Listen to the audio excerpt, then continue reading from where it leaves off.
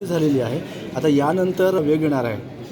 निश्चितपणे आता मतदारांची यामध्ये महत्त्वाची जबाबदारी आहे की हे सर्व जे मतदानासाठीचे किंवा निवडणुकीसाठीचे सगळे जे प्रयास सुरू आहेत हे याचसाठी आहेत की आपल्या मतदारांना त्यांचं मत देण्याची संधी मिळावी आणि त्यांच्या स्वप्नातील उज्ज्वल भारत निर्माण करण्याची संधी मिळावी.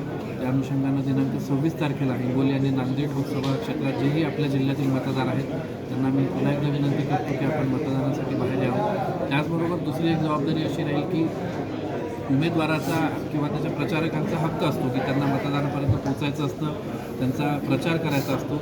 यामध्ये कुठल्याही कारणाने कोणी आडकाठी आणू नये याविषयी मान्य उच्च न्यायालयाने सुद्धा निर्देश दिलेले आहेत आणि प्रचाराचा हक्क हा प्रत्येकाला आहे.